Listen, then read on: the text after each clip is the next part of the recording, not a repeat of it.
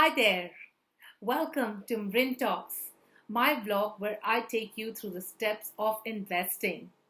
Well, we've talked about various products, we've talked about which products you can use for what period.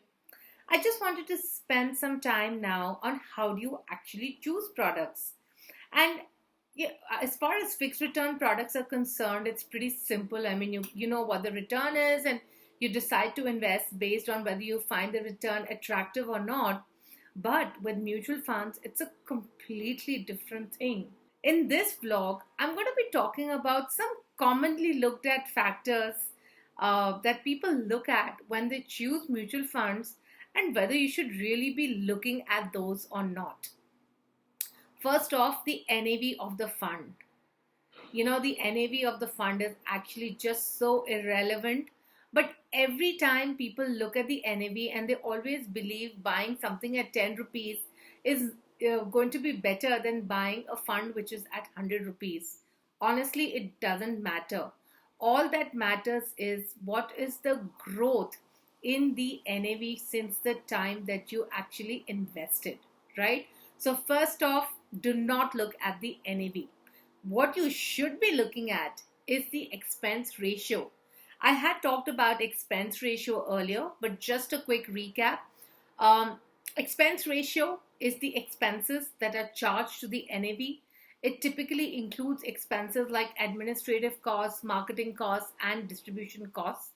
Fund houses come out with the expense ratio on a daily basis, and there is a maximum total expense ratio that has been specified by SEBI for each of the funds. Now, typically, expense ratio in equity funds goes from 1.75 to about 2.25% on an average.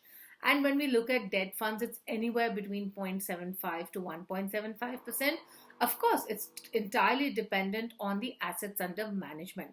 So, why is expense ratio important? That's simply because the expense ratio has a direct bearing on the performance of the scheme.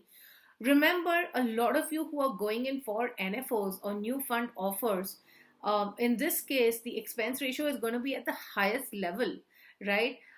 So I'm not telling you not to go in for NFOs if you think they're worthwhile, or I'm not saying that you should only choose, larger schemes because the expense ratio is going to be lower. But certainly, when you are choosing between mutual fund schemes, you must consider what is the expense ratio that different schemes are charging. And obviously, you want to try and keep costs in your portfolio low. So, obviously, this is a factor that you need to look at, but of course, this is not a deciding factor. One of the other things that people tend to also go by is star fund managers. I mean, I've known of fund managers having such a big following that people would just go and invest in any fund of theirs. Believe me, my choice would be any day process over people. Nobody is indispensable. Fund managers change. What we really need to see is that our fund houses able to maintain the performance and able to have processes in place so that even if one of the fund managers leaves, it does not make a difference.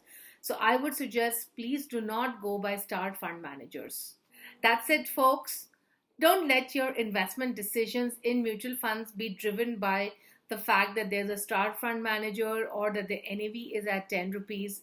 You need to be looking at a lot of other things, one of them being the expense ratio. And in the next few vlogs, I'm going to be talking about what are some of the other things that you need to be looking at, like the risk associated, what are the sort of volatility ratios that you need to keep in mind when you're investing in mutual funds. Till then, cheers.